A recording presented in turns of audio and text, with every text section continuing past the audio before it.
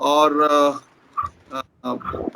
बहुत सारे संगठनों से इस सब संगठनों से लोग भी यहाँ पर मौजूद हैं, जो सब लोग आरटी फोरम के साथ मिल के काम करते हैं। तो हमने ये सोचा कि इस परिस्थिति में, जबकि एक भीषण संकट से हम लोग गुजर रहे हैं और हमारे बच्चे उससे भी ज्यादा बड़े संकट से गुजर रहे हैं, क्योंकि स्कूल बंद है, वो सब घरों में है वो लोग, और बहुत सारी मुश्किलें उनके सामने खड़ी हैं। खासतौर से वो बच्चे जिनके अधिकारों के लिए हम लड़ते रहे, जिनके लिए हमने right to education fundamental right बनवाया, फिर राइट टू एजुकेशन एक्ट हम लोग लाए, फिर उस एक्ट को लागू करने में हम लगे रहे, और उस एक्ट के आने के बाद बहुत सारा जो है इनरोलमेंट भी बढ़ा और एक नया उत्साह भी लोगों में गया कि सरकार के जरिए सभी को शिक्षा मिलेगी, अच्छी शिक्षा मिलेगी।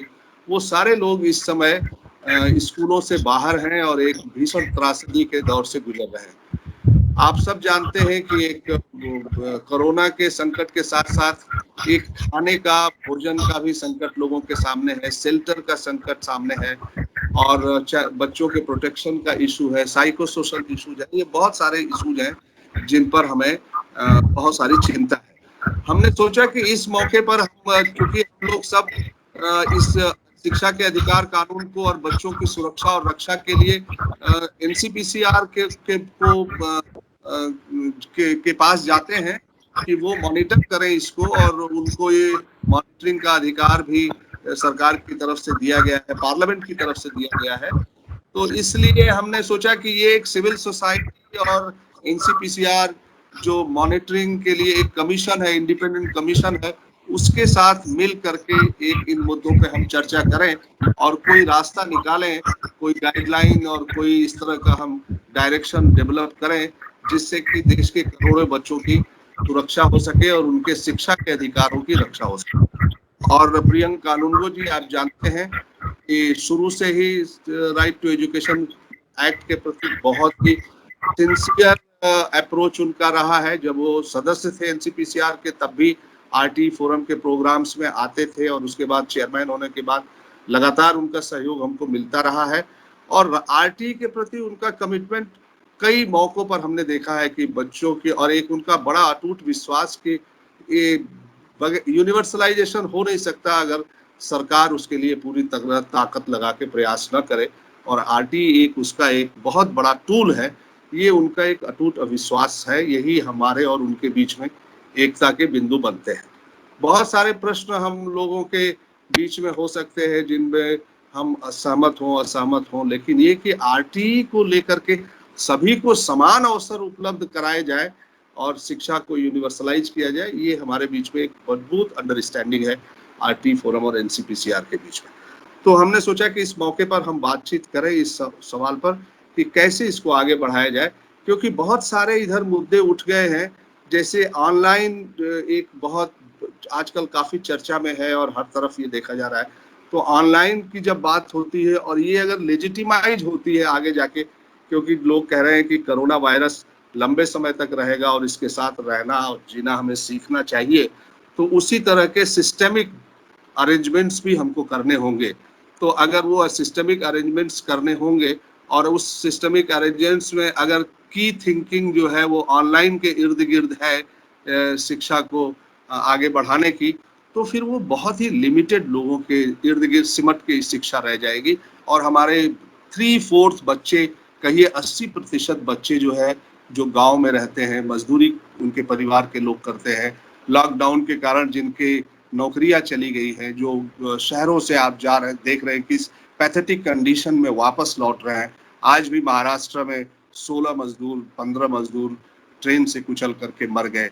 ऐसे परिवारों के जिनके बच्चों को शिक्षा देकर हम एक भारत का एक बहुत ही मजबूत नागरिक बनाने के बारे में सोचते हैं, एक इक्विटेबल सोसाइटी बनाने के बारे में सोचते हैं, उनका फिर शिक्षा का क्या होगा अगर सारी चीजें इसके इर्द गिर्द घूमती रही। और फिर उनके सामने और क्या मुश्किलें हैं, इन सब पे चर्चा करने के लिए हम लोगों ने आज, हमें बहुत खुशी है कि प्रियंका कानूनगो जी ने हमारा अनुरोध स्वीकार किया कि हमारे साथियों के साथ मिलकर इस पर चर्चा करेंगे। शाम को उन्होंने एक और मीटिंग भी बुलाई है जिससे बहुत सारे लोगों को उन्होंने आमंत्रित किया है, और वो लगातार इस मोर्चे पर सक्रिय हैं। तो मैं एक तो अपनी मीटिंग आरटी फोरम के साथियों की तरफ से उनका स्वागत करता हूं इस मीटिंग में। और हम जो आज का ये पूरी मीटिंग है, इसमें हम लोगों ने फॉर्मेट तय किया है कि हम प्रियंका कानूनगो जी से अनुरोध करेंगे कि वो ये बताएंगे कि वो इस दौर में जो ये समस्याएं, क्योंकि उनको मालूम है, जमीन से जुड़े हुए आदमी है, इसलिए उनको मालूम है कि क्या क्या समस्याओं से हमारे बच्चे गुजर रहे हैं। तो वो उस पर एनसीपीसीआर के क्या क्या इनिशिएटिव है उसके बारे में हम लोगों को थोड़ा जानकारी देंगे। इसके बाद फिर हम जो आरटी फोरम और इसके पार्टनर ऑर्गेनाइजेशन देश भर में फैले हुए हैं, उन सब ने मिलकर एक मेमोरेंडम प्राइम मिनिस्टर को दिया है। उस मेमोरेंडम में हमने बहुत सारे कंसोलिडेटेड आस्क्स रखे हैं, उन पर बेस्ड एक प्रेजेंटेशन एंजेला तनेजा जी हमारी आरटी फोरम की बहुत पुराने फाउंडर साथी हैं, वो रखेंगे और उसके बाद फ्लोर डिस्कशन के लिए ओपन किया जाएगा। हर साथी को 3 से 5 मिनट तक कंक्रीट सुझाव कि एनसीपीसीआर क्या पहलकदमी ले सकता है, क्या इंटरवेंशन कर सकता है ऐसी परिस्थिति में, क्या रिकमेंडेशन उसको सरकार के लिए भी करना चाहिए, इस पर अपनी बात रखेंगे। अपने इलाके की जो पर्टिकुलर जो सिचुएशन है उस पर बेस करके वो सुझाव रखेंगे। और फिर जो ओवरऑल हमारा जो प्रेजेंटेशन है उस पर भी अगर कुछ लोगों को कमेंट करना होगा, क्योंकि इसमें राइट टू ईसीडी अलायंस के लोग भी हैं जो 3 से 6 साल के बच्चों के लिए काम करते हैं। इसमें वो लोग भी हैं जो डिसेबल बच्चों के लिए काम करते हैं, वो लोग भी हैं जो बहुत सारे कंस्ट्रक्शन वर्कर्स के बच्चों के लिए, स्ट्रीट चिल्ड्रन के लिए काम करने वाले संगठन भी इसमें। तो बहुत सारे जो बच्चे जो अलग अलग परिस्थितियों में जूझते हैं, उन सब बिंदुओं पे काम करने वाले लोग आज ये शिक्षा के अधिकार मंच के साथ यहाँ मौजूद हैं।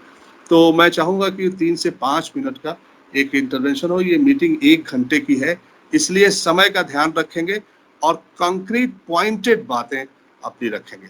तो मैं इसी के साथ आप सबका स्वागत करते हुए और विशेषकर प्रियंका कानूनगो जी जो हमारे बहुत ही अजीज हैं और बहुत ही अच्छे आरटी फोरम के शुभचिंतक भी हैं, एनसीपीसीआर के चेयरमैन, उनको मैं आमंत्रित करता हूं कि वो अपना वक्तव्य दें और इसके बाद फिर हम लोग डिस्कशन के लिए आगे बढ़ें।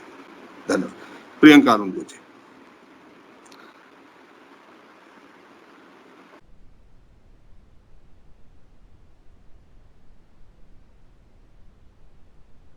प्रियंक जी, आप हमारी बात सुन रहे हैं?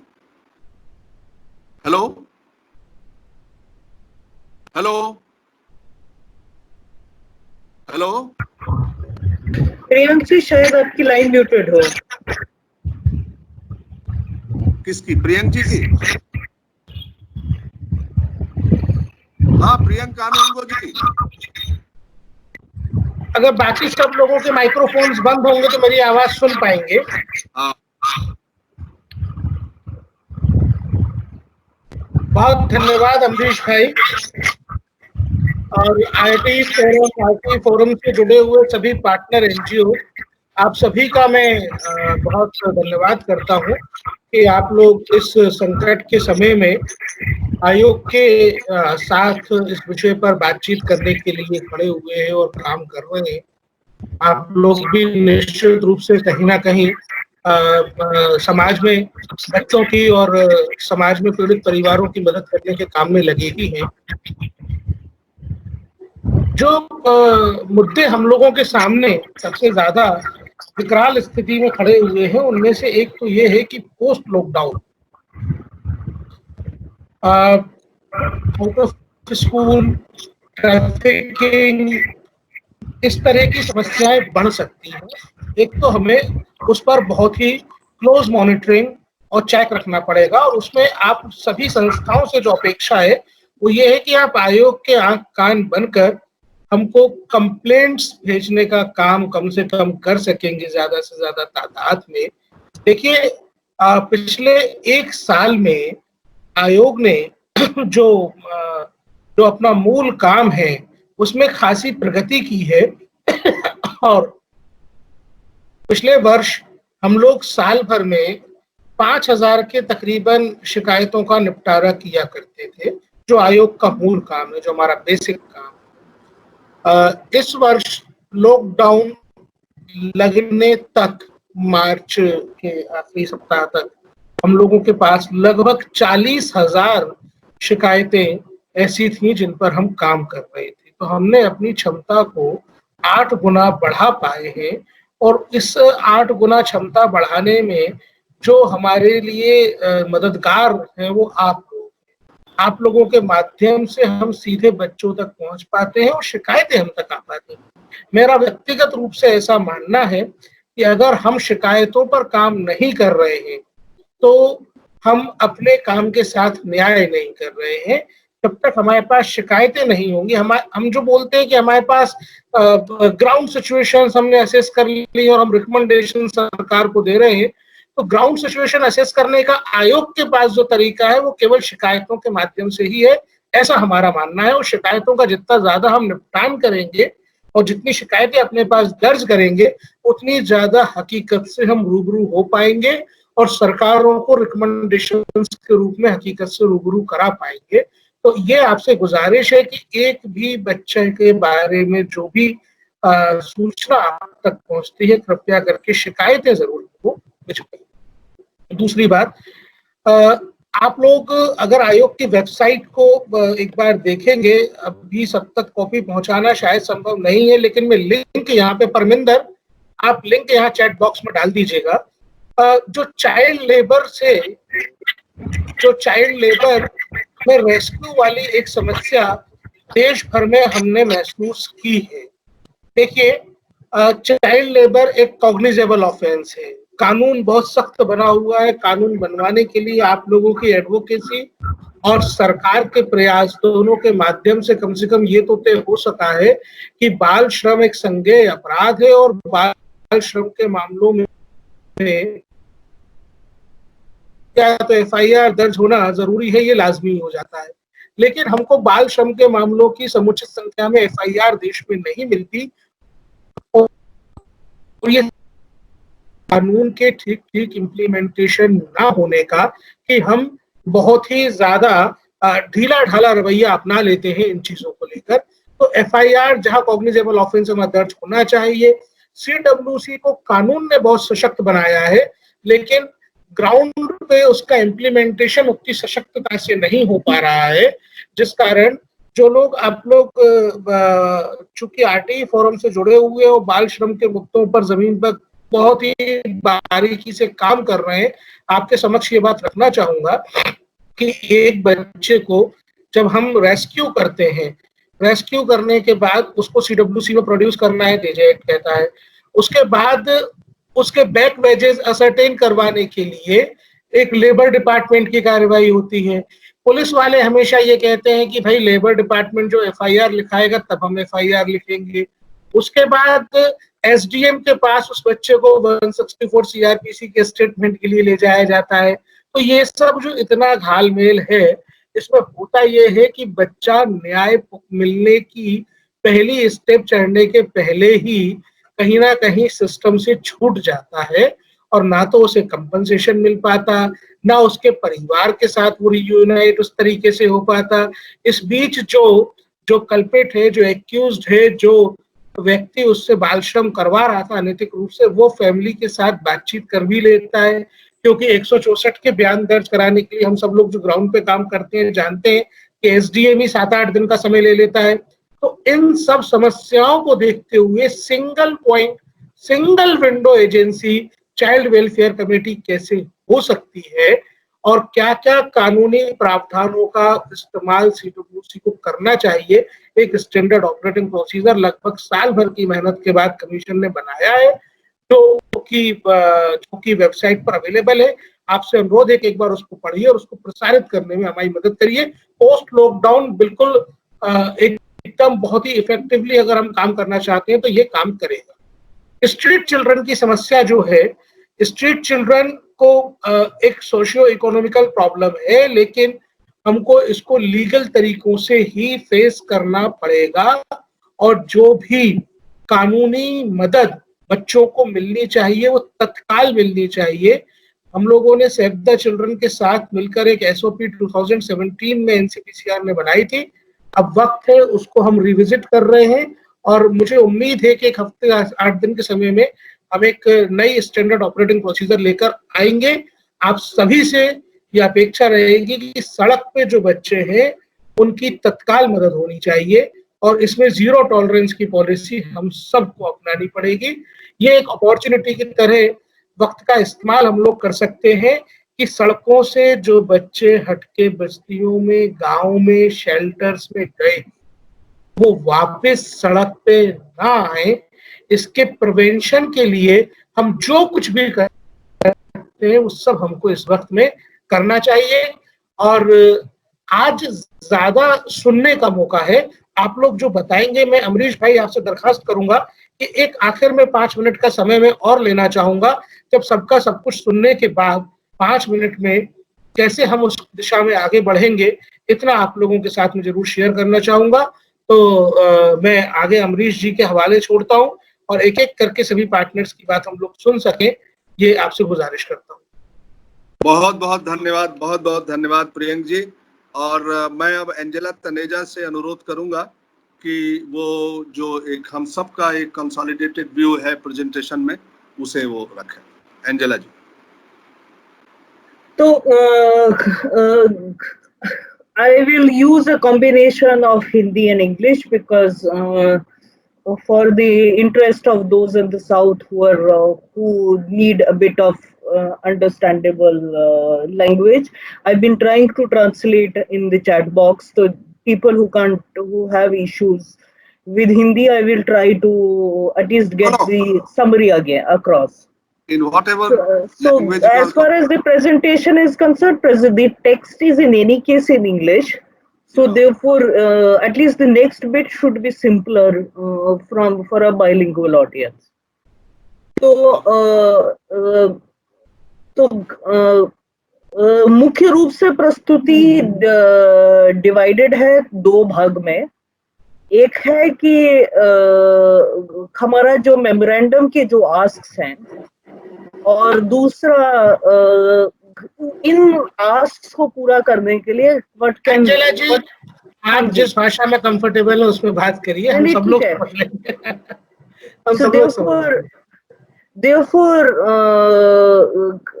आस्क्स जो हैं वो एक तो वो, और दूसरा हम NCPCR से हमारी क्या इनको पूरा करने के लिए, इसको रियलाइज करने के लिए what are some of the tangible suggestions in terms of how to realize this.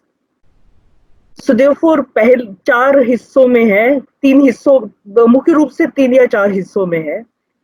पहला है हिस्सा of demands which are related to right to health and nutrition of children, which is smooth implementation of the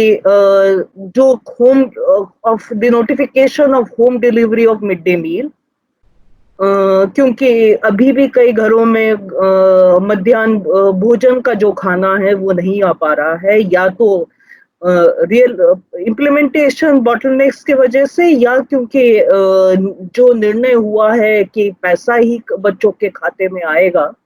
Therefore, by default, given supply chains are disrupted, there are issues there.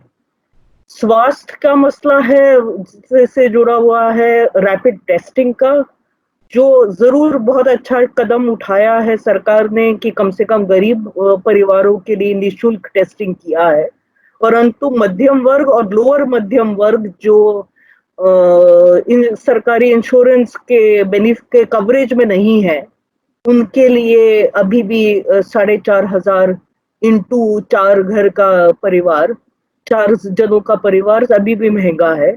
और जैसे हम सुनते आ रहे हैं कि frontline health workers के लिए PPEs की कमी है, जिससे परंतु साथ ही साथ जो नीचे जो जिसका जिक्र है कि हेल्थ सर्विसेज डिसरप्टेड हैं, जिसमें विशेषतः बच्चे का जो antenatal care, postnatal care, medication, essential medicine का सप्लाई डिसरप्टेड है, जो यदि इंटरवेंशन हो सके तो अच्छा है। गरीब परिवारों से के बच्चों के ऊपर गरीबी का असर पड़ता है। Therefore, it's good that there are cash transfers under the प्रधानमंत्री गरीब कल्याण योजना, परंतु शायद बेहतर होता यदि वो मिनिमम वेज के लेवल तक का होता। माइग्रेंट बच्चे जब अब परिवार अब वापस घर लौट रहे हैं, तो यदि उनको इमीडिएटली जो नियरेस्ट स्कूल है उसके साथ उसका लिंकेज बैठा सके तो बेहतर।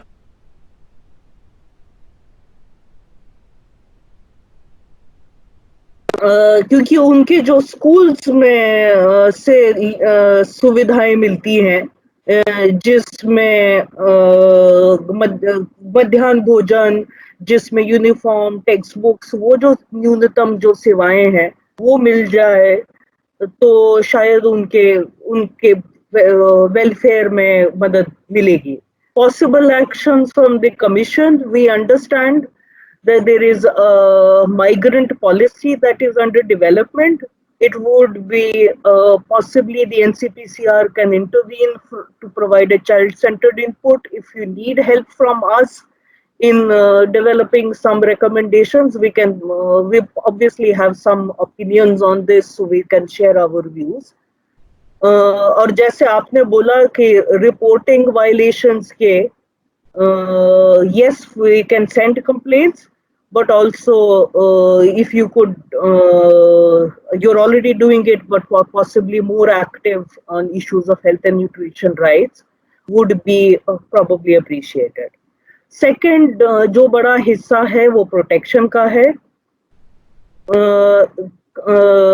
घर में बच्चे जब फंसे हैं तो हम the home is not an oasis of safety for everyone. Therefore helplines और अन्य child protection के जो measures हैं वो कई दफा by and large essential services में गिने नहीं जाते हैं।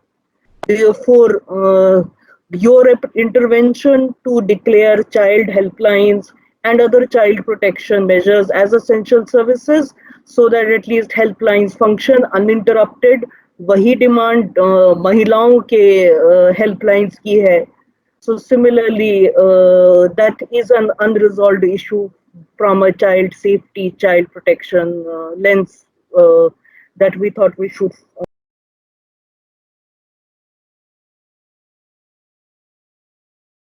की भूमिका कुछ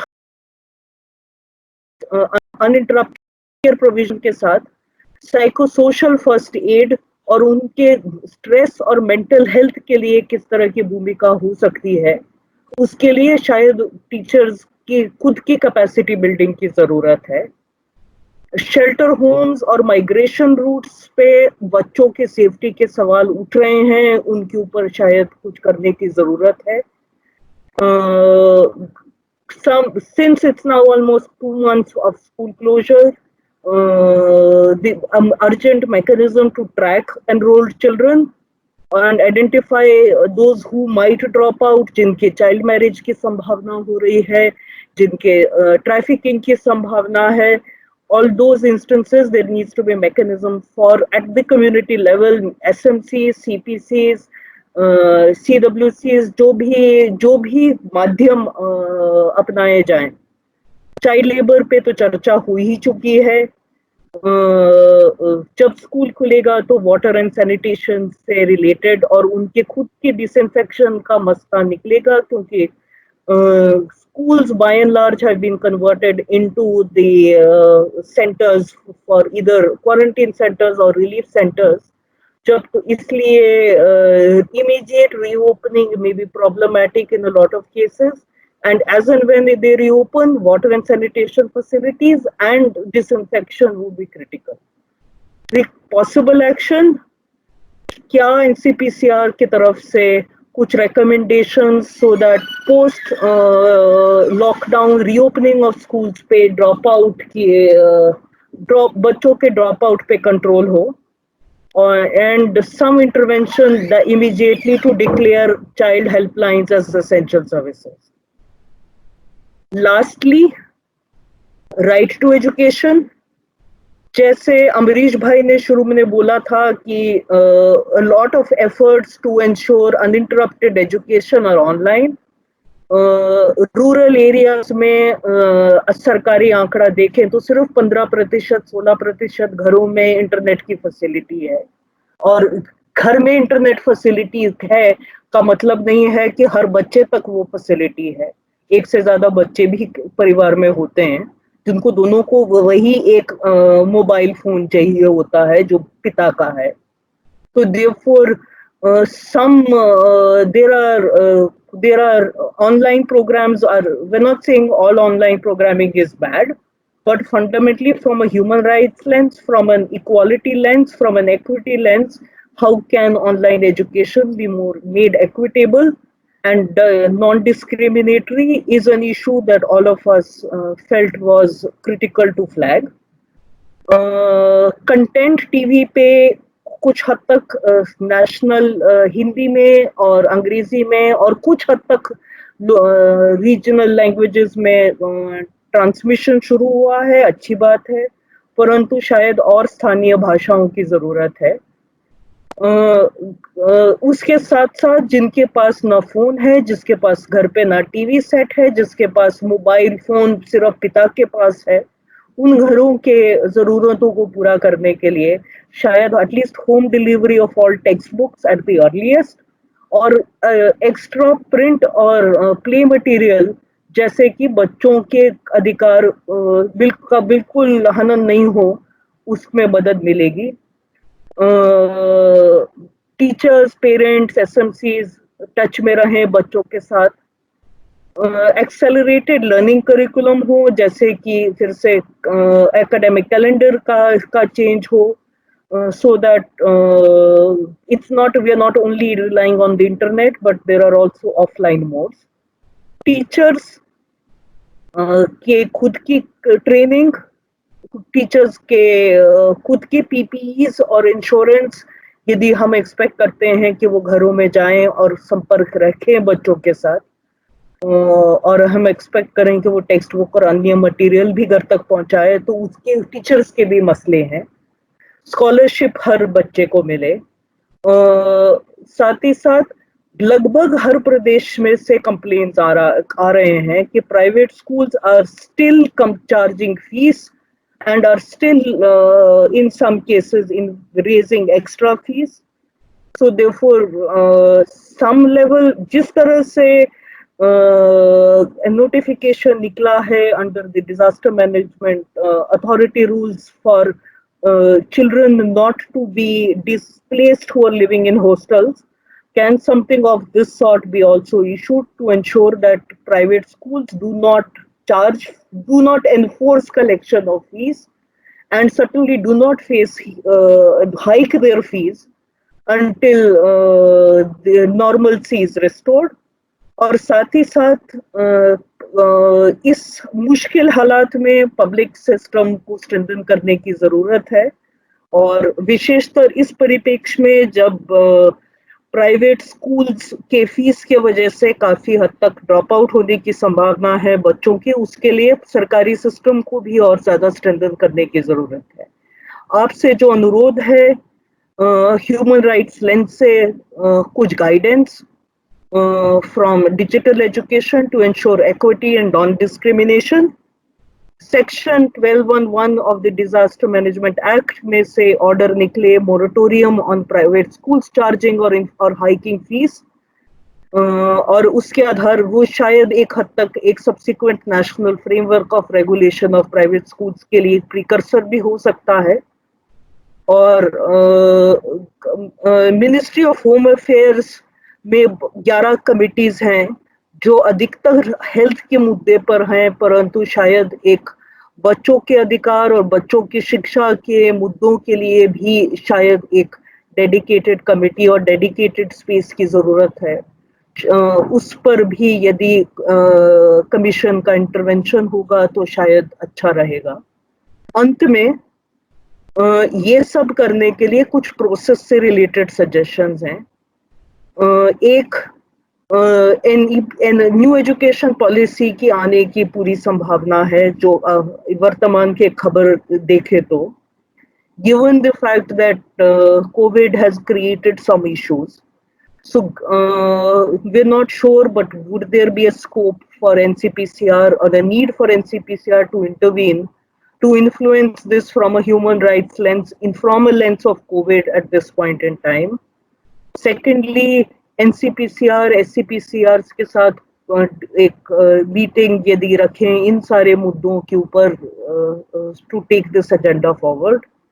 इस समय PABs का प्रोसेस चल रहा है, तो maybe having some sort of checklist, some sort of guidance, some sort of framework from NCPCR to make the state level plans more COVID responsive and more child centered. हमारे आदरणीय हमारे प्रधानमंत्री जी ने पंचायतों तक सीधा आउटरीच किया है। साथ ही साथ यदि बच्चों के सेफ्टी, बच्चों के कंप्लेंट्स के रिड्रेसल का मसला भी पंचायतों तक इस समय जाए तो अच्छा रहेगा। NCPCR का अपना GR मैकेनिज्म में क्या बदलाव की कुछ जरूरत है इस समय जब offline modes are not available, possibly something to discuss, ponder. Lastly, highly appreciated कि रेगुलर इंटरवल्स पे आपके सोशल मीडिया पे, ट्विटर पे रेगुलर ब्रॉडकास्ट कर रहे हैं जो बच्चों के से रिलेटेड मुद्दों के ऊपर। सुझाव थोड़ा एक आया था कि बच्चे खुद यदि उन प्रक्रियाओं में और ज्यादा एक्टिवली शामिल हो सके और बच्चों के अधिकारों के जो मुद्दे हैं वो भी उसमें ज्यादा, विशेषकर जो इस परिप्रेक्ष्य में रोजी रोटी, right to health, right to education, right to protection से रिलेटेड वो भी उसमें शामिल हों तो शायद और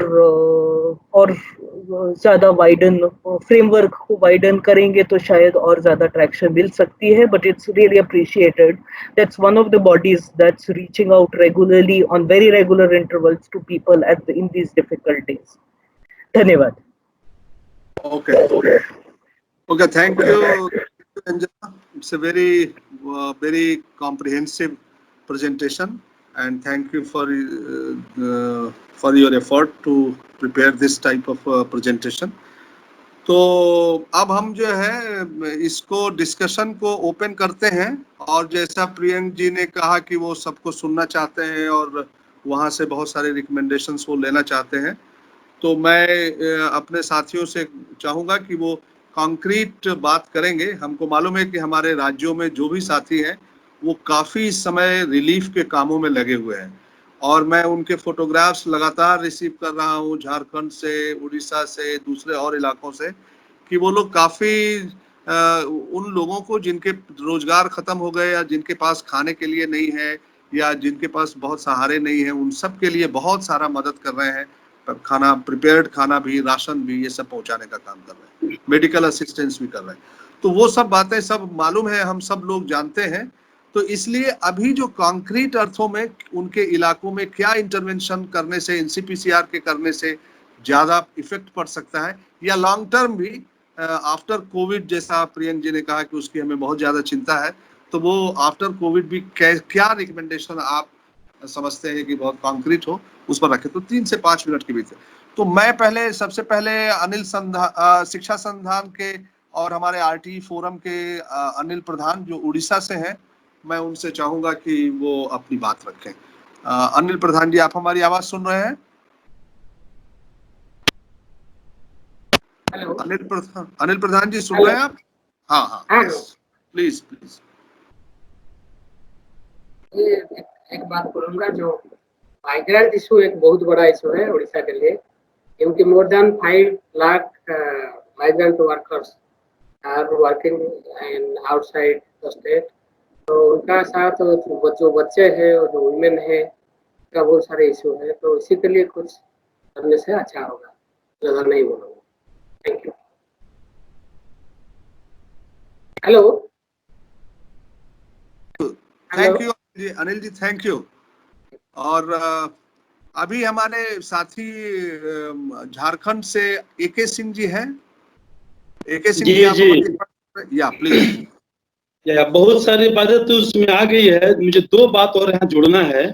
जैसे झारखंड में ऑनलाइन एजुकेशन चल रहा था, तो हम लोगों ने दबाव बनाया, तो अभी दूरदर्शन के साथ एग्रीमेंट हुआ है कि एवरीडे 2 आवर्स दूरदर्शन के माध्यम से क्लासेस चलेंगे, तो रीच मोटा मोटी जो 35% था वो 75% के आसपास हो जाएगा।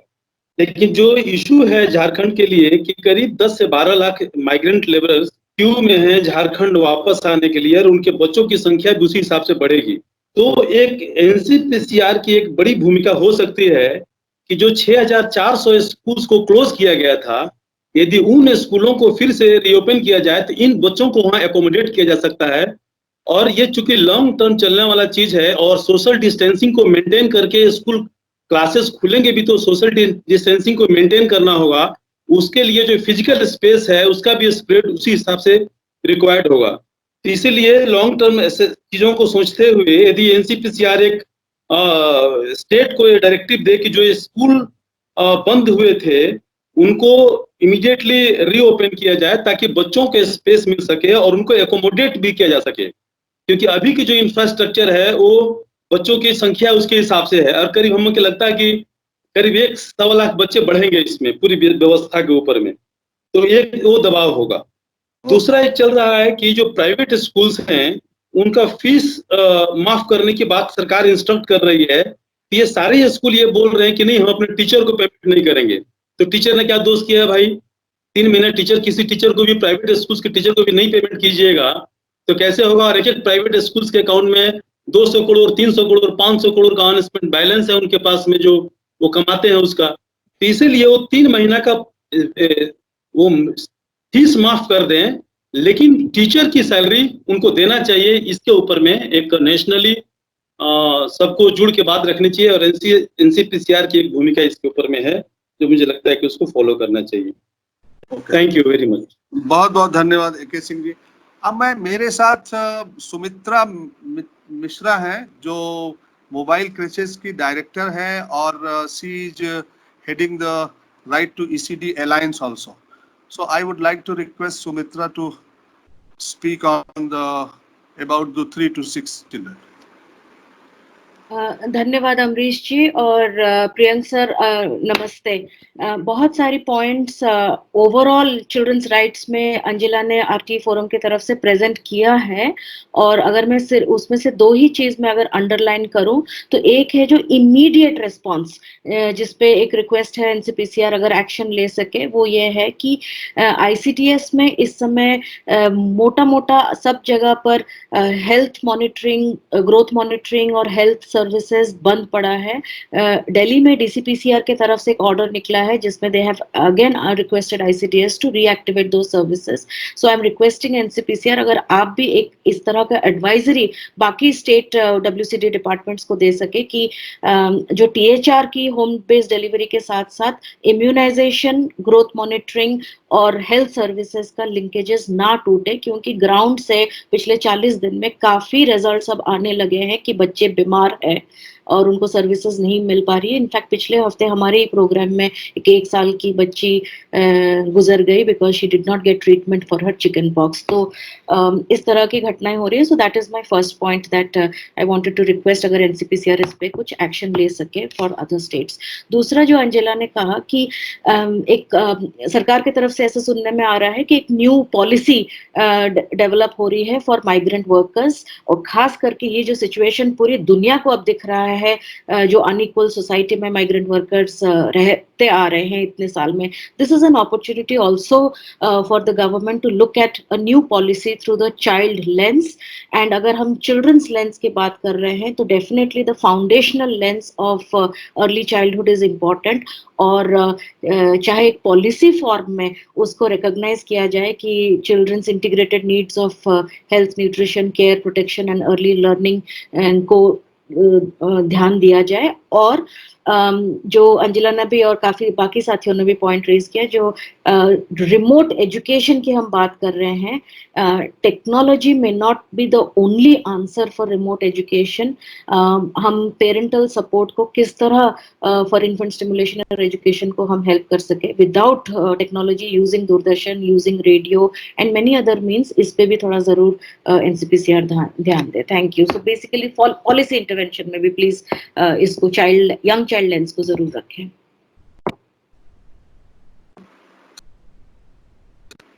Thank you, Sumitra ji. And now I would request Seema Rajput is there.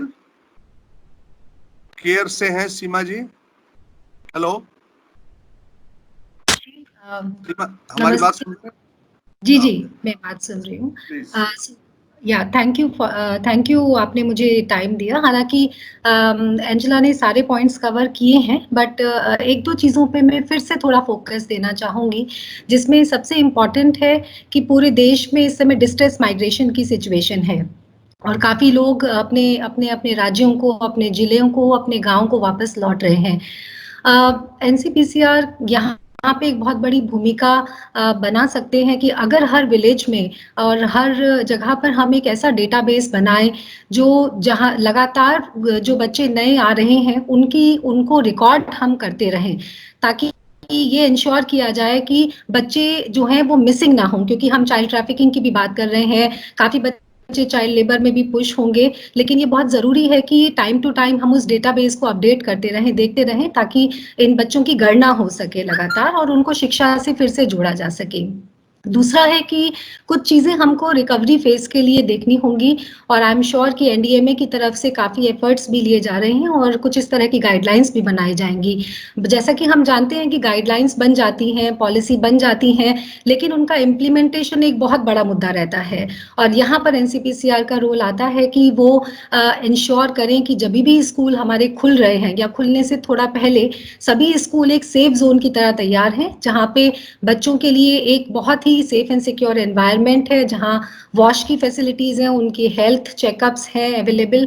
तो इस तरह से स्कूल को हम कैसे एक सेफ जोन बनाएं, और खास तौर से लड़कियां, क्योंकि बहुत मुश्किल लगता है कि लड़कियां वापस आएंगी, खासतौर से जो एडोलेसेंट लड़कियां हैं वो वापस स्कूलों में कैसे आएं। तो ये दो तीन चीजें हैं और सबसे अंत में तो बहुत ही इम्पोर्टेंट पॉइंट है कि एनसीपीसीआर को जिम्मेदारी भी है कि आरटी एक्ट के मॉनिटरिंग को कैसे इंश्योर किया जाए। तो मुझे लगता है आने वाले समय में एक नए सिरे से हमें मिलके इस रोल को देखना होगा कि कैसे मॉनिटरिंग को हम और स्ट्रेंथन कर पाए, ताकि सभी स्कूल सही तरीके से बच्चों को एक क्वालिटी एजुकेशन दे सके। Thank you. ओके, बहुत बहुत धन्यवाद। मेरे पास नूर मोहम्मद जी राजस्थान से आए हैं। नूर मोहम्मद जी, आप मेरी आवाज सुन रहे हैं? जी जी जी जी, नमस्ते। और बहुत लंबे समय से चाइल्ड राइट्स के इशू पे काम कर रहे हैं और अभी बहुत ही अच्छा लड़कियों की शिक्षा पर उन्होंने काफी अच्छा काम किया है। तो मैं नूर मोहम्मद जी, कॉन्क्रीट में क्या करना चाहिए इस समय, इस सिचुएशन में, आप राजस्थान के संदर्भ में सोचते हैं? थैंक यू अमरीश जी। मैं बस दो तीन चीजों पे ही अपनी बात रखूंगा। एक तो बहुत ये अच्छा प्लेटफॉर्म है जिसपे हम अपनी बात रख रहे हैं, और मुझे लगता है कि आज की सिचुएशन में मैक्सिमम बच्चे आउट ऑफ स्कूल हैं और स्पेस नहीं है उनके पास घर से बाहर जाने का। वो घर में कैद जैसे ही हो गए हैं, उनके पास स्पेस नहीं है बातचीत करने का। तो एक तो ये जो आउट ऑफ स्कूल या आउट ऑफ इंस्टीट्यूशंस हो गए हैं, चाहे वो स्कूल हो, चाहे वो हेल्थ सेंटर्स हो, चाहे वो आंगनबाड़ी सेंटर्स हो, ये सब जो बच्चे और जो माइग्रेंट कम्युनिटी या उस तरह की कम्युनिटी जो पहली बार पढ़ रही हैं, ये जो सारे बच्चे हैं, उनका लर्निंग लेवल पे जो इफेक्ट है, उनका चाइल्ड लेबर में जाने का जो बहुत बड़ा डर है और उनका चाइल्ड मैरिज में ले जाने का जो बहुत बड़ा काम इन दिनों में अभी चल रहा है। तो मुझे ये लगता है कि कैसे एनसीपीसीआर इस बात को, क्योंकि ये बहुत ऐसा मौका अब हो गया है कि जब बच्चे सबसे ज्यादा जब वो घरों में होते हैं, कहीं वो जा नहीं रहे होते हैं, तो एडोलसेंट बच्चियों के ऊपर बहुत बड़ा प्रेशर होता है कि उनकी शादी की तरफ उनको ले जाया जाए, और उस तरह की बातचीत बहुत घरों में चल रही है।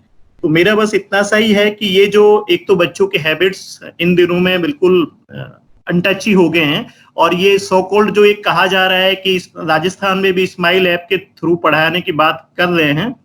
जब इंटरनेट ही नहीं है, स्मार्टफोन ही नहीं है और हमारे टीचर्स ट्रेंड ही नहीं है इस तरह की एजुकेशन देने के लिए, तो उसमें कौन दे रहा है, उस मैटर क्या मैटर को दे रहे हैं, तो वो बहुत ही बड़ा इशू है कि हम किस तरह की चीजें उनको दे रहे हैं और उसमें भी कितने बच्चे उससे लाभान्वित हो पा रहे हैं।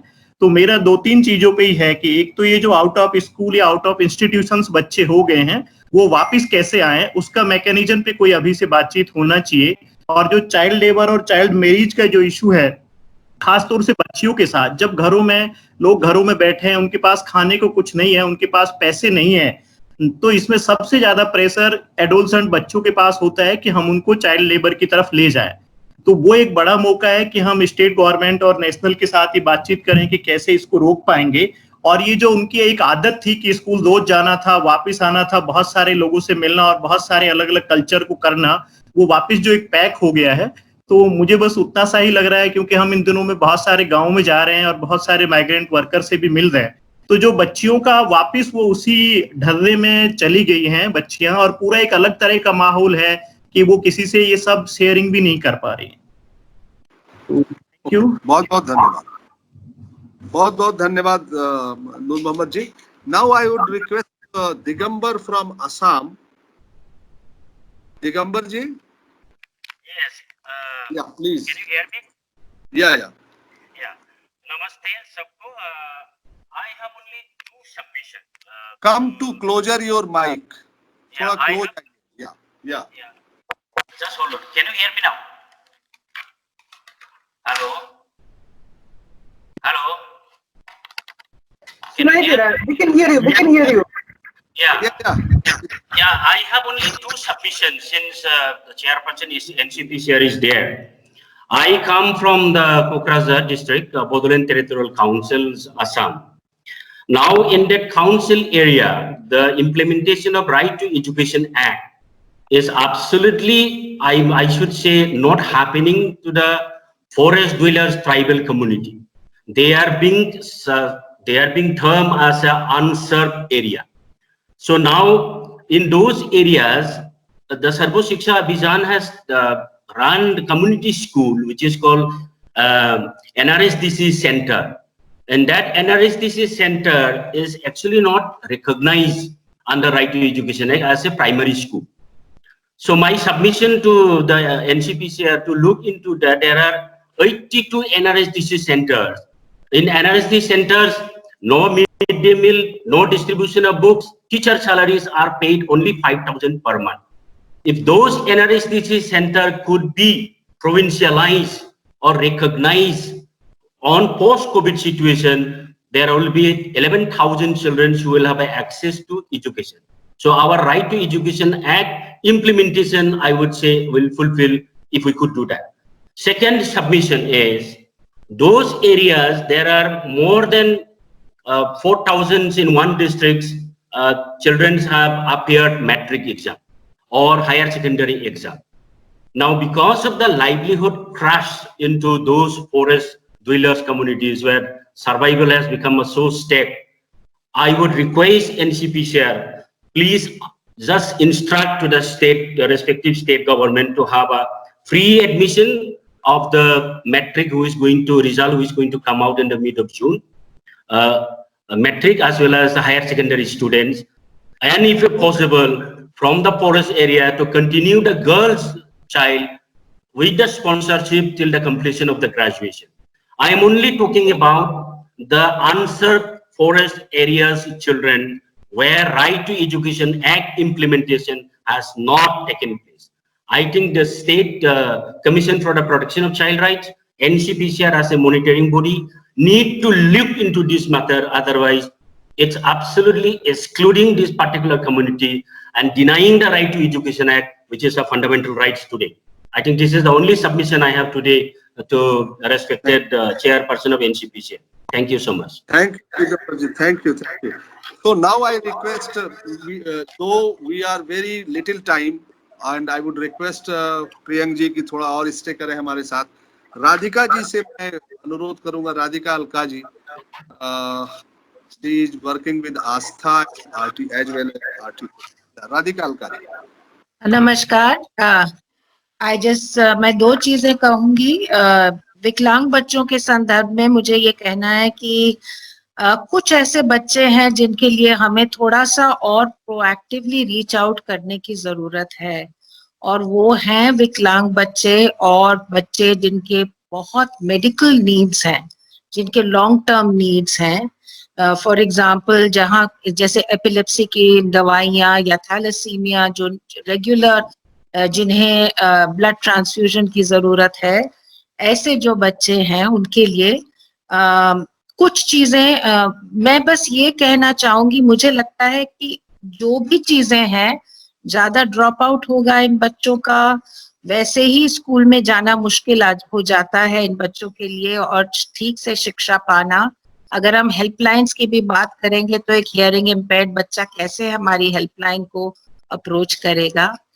मेरा सुझाव ये है कि हर स्टेट में अभी एक छोटा सा टास्क फोर्स बनाया जाए, जहां बहुत सारी संस्थाएं हैं हमारे देश में जो कि ये स्टेट लेवल पे जो भी कार्यक्रम हो रहा है शिक्षा, बच्चों की शिक्षा के लिए, कुछ लोग ऐसे हों जो इसमें जानकार हों और जो बता पाए और कि किस तरह का हमें मटेरियल बनाना है ताकि वो एक ब्लाइंड बच्चे को भी रीच कर पाए, इंटेलेक्चुअली डिसेबल बच्चे को भी रीच कर पाए। हर तरफ हर टाइम पे हमें अलग चीजें करने की जरूरत नहीं है। एक यूनिवर्सल डिजाइन पर्सपेक्टिव लेके अगर हम काम करेंगे तो अभी जो हमारे देश में नॉलेज है, हमारे नेशनल इंस्टीट्यूट्स हैं, उनको यूज किया जाए in all the disabilities and her state में एक प्रोएक्टिव आउटरीच किया जाए थ्रू आंगनवाड़ी, थ्रू स्कूल्स। बस इतना ही कहना था मुझे। Thank you Radhika ji, thank you. And mister Nambi, are you hearing my voice from Tamil Nadu? Mr. Nambi, hello. Mr. Nambi, are you hearing me? Hello. Are you hearing me? नहीं। तो मैं जो है अब गुजरात से हमारे मुजाहिद साहब हैं, उनसे मैं कहूंगा कि वो अपनी बात करें। मुजाहिद,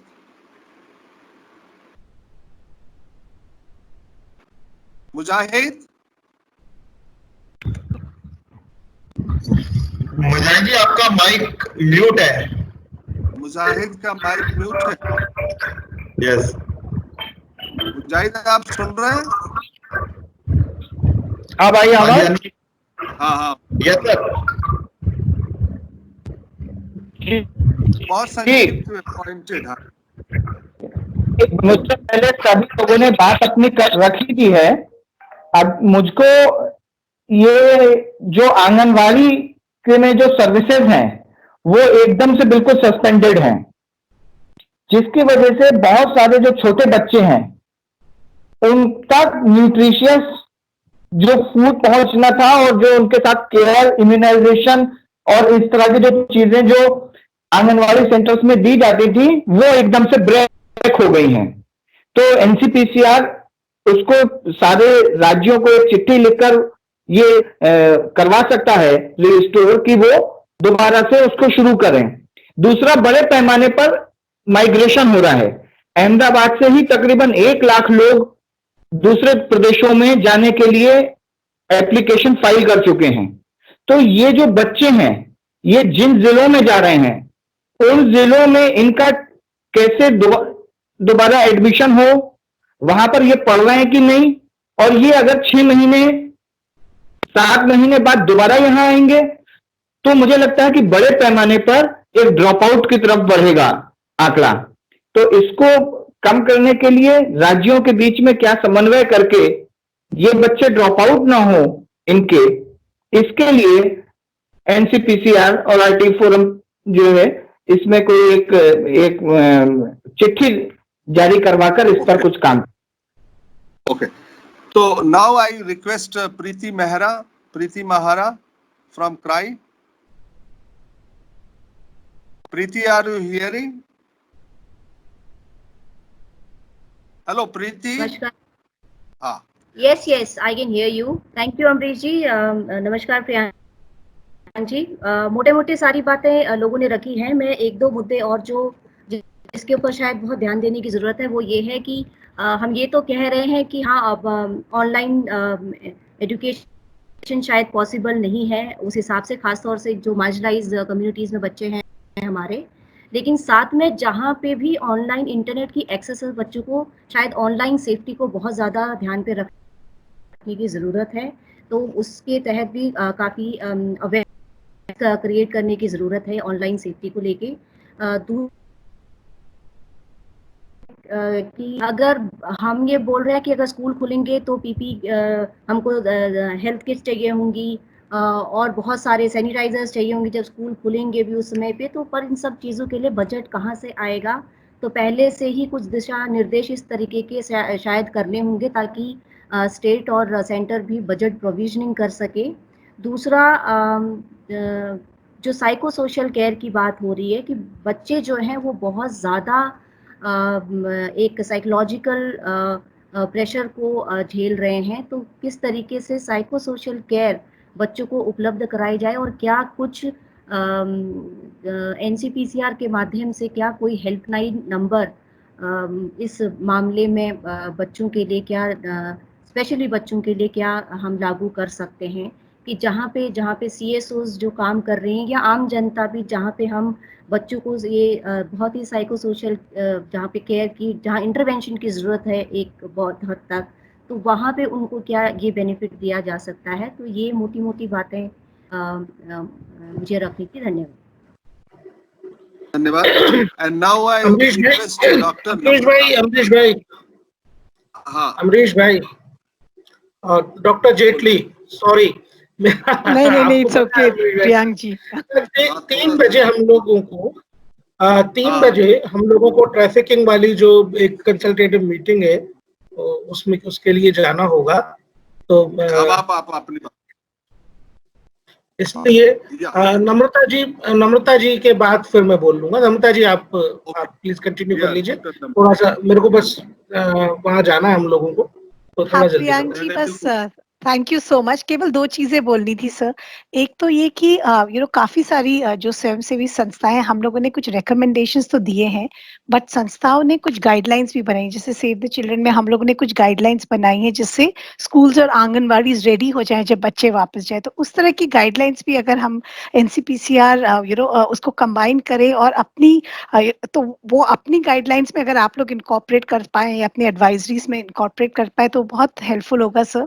और दूसरा बहुत जरूरी भी होगा कि हम लोग कैसे प्राइमरी डेटा कलेक्ट करें कि क्या इम्पैक्ट हो रहा है बच्चों पे कोविड का, क्योंकि अभी काफी सारा एनेक्डोटल है, मगर अगर इस तरह का कोई सिस्टमैटिक सर्वे हो जाए, चाहे सैंपल में ही हो जाए, उससे फिर जो डेटा मिलेगा उससे सरकार के लिए भी नीति बनाने में आसानी होगी। तो काफी संस्थाएं अलग अलग तरह से कलेक्ट कर रही हैं, बट कहीं पे वो कन्वीन करके अगर हम कोई प्लेटफॉर्म हो जिसमें हम आपको शेयर कर पाए तो वो भी आपके लिए along with complaints so you can get that data. Just these two suggestions from our side. Okay. Priyank जी इसमें हमारे बहुत सारे साथी हैं जो बोल नहीं पा रहे हैं, जैसे विक्रम श्रीवास्तव है और दूसरे बहुत सारे लोग हैं। एक बात मुझे और आपसे कहनी है, जब हम अपनी मीटिंग कर रहे थे इसकी तैयारी के सिलसिले में, तो एक बात है कि आपका एक बहुत बढ़िया प्रोग्राम फेसबुक पे चलता है और उस फेसबुक प्रोग्राम के बारे में कुछ लोगों के सुझाव थे कि उसमें थोड़ा साइंटिफिक टेम्पर को और बढ़ाया जाए। एक तो ये है कि बच्चों में इस समय और कोविड में तो बहुत उभर के आया कि वैज्ञानिक समझ होना बहुत जरूरी है, तो एक वैज्ञानिक समझ की तरफ बढ़ा जाए। सांस्कृतिक बहुलता की बात आई और थोड़ा सा ये आया कि ये जो है एक डाइवर्सिटी को ध्यान में रखते हुए उस प्रोग्राम को डिजाइन किया जाए। वो प्रोग्राम बहुत पॉपुलर है, बहुत बेनिफिशियल है, लेकिन उसमें इन बातों का ध्यान रखा जाए। तो मैंने सोचा आपकी नॉलेज में उसको ला दें। ठीक है, देखिए उस बाल सभा को शुरू ही केवल इसलिए किया है कि बच्चों से पूरे टाइम घर में पढ़ने की अपेक्षा की जा रही है। अब बच्चों को छुट्टी एंजॉय करने दें, बच्चों से बात कर सके, बच्चे कहानी सुन सके, और हमने कोशिश उसमें की है कि जो हर रीजन से हम किसी फ्रीडम फाइटर का, किसी महापुरुष के बारे में बच्चों को बता सके। जैसे आज भी जो बात होगी वो बाघा जतिन के बारे में होगी, जो बंगाल के क्रांतिकारी थे। 2 दिन अभी हम लोगों ने नॉर्थ ईस्ट के अलग अलग लोगों के बारे में बातचीत की। हमारा फोकस भी यही है कि जो करिकुलम में छूट गया है, जो शामिल नहीं है, जो बच्चे नहीं जान पाते, उनको कहानी सुना के थोड़ा मनोरंजन भी हो जाए और थोड़ा सामान्य ज्ञान बढ़ जाए। और आपकी बात बिल्कुल जो है वो मैं संज्ञान में रखूंगा, और जिन लोगों के बारे में आपको लगता है बच्चों को जानना चाहिए तो कृपया करके आप हमको बताइए, हम उनके बारे में बातचीत बच्चों से करेंगे। दूसरी बात जो एंजेला जी ने कहा, एंजेला जी ने और आपकी प्रेजेंटेशन में जो एक बात थी कि ये चाइल्ड हेल्पलाइन सर्विसेज को एसेंशियल माना जाना चाहिए, हमने तो CWCs को भी एसेंशियल सर्विसेज के पासेस दिलवाए हैं, जहां से हमारे संज्ञान में विषय आ पाया। तो जहां कहीं भी इनफैक्ट चाइल्ड लाइन को भी हमारे इंटरवेंशन के बाद कुछ एक जगहों पे पासेस मिले, तो ऐसा कहीं भी नहीं है कि इनको पासेस नहीं मिल रहे हैं या ये मांग रहे हैं और नहीं दिए जा रहे हो। कहीं पे अगर ऐसी कोई शिकायत आती है तो आप प्लीज बताइए, विद इन 24 आवर्स उसको सॉल्व करने का काम करेंगे। दूसरी बात ये है कि एक 29 मार्च को हम लोगों ने बहुत ही डिटेल्ड एक एडवाइजरी बनाई थी, उसमें माइग्रेंट लेबर्स के इशू को और माइग्रेंट लेबर्स के बच्चों के इश्यूज को हमने एड्रेस किया था, साथ साथ स्ट्रीट चिल्ड्रन के इश्यूज को उसमें एड्रेस किया था। आप लोग प्लीज एक बार उसको देखिएगा और कहीं अगर कुछ गैप्स हो तो आप प्लीज बताइए। बाकी आप लोगों के सजेशंस को हम लोग अपने संज्ञान में रखेंगे और कोशिश करेंगे कि आपके सजेशंस के आधार पे ज्यादा से ज्यादा बच्चों को कैसे उनके राइट्स और एंटाइटलमेंट्स मिले, ये हम इंश्योर करवा सकें। आप सभी का बहुत बहुत धन्यवाद, शुक्रिया। 1 मिनट और आपको लगेगा। प्रवीर जी हैं, प्रवीर जी वोट ऑफ थैंक्स के लिए मैं उनको आमंत्रित करता हूँ। कोलकाता से हैं प्रवीर जी, CACL के चेयरमैन रहे हैं। Pravir Basu, are you hearing? नहीं, ओके। तो बहुत बहुत धन्यवाद प्रियंक जी, आपने समय दिया, आपने हम सब की बातें सुनी और NCPCR और RT फोरम का ये कोलैबोरेशन बहुत लंबे समय तक के लिए है, जब तक कि हर बच्चे को उसका अधिकार नहीं मिल जाता है। और बहुत बहुत धन्यवाद आपको, बहुत बहुत धन्यवाद।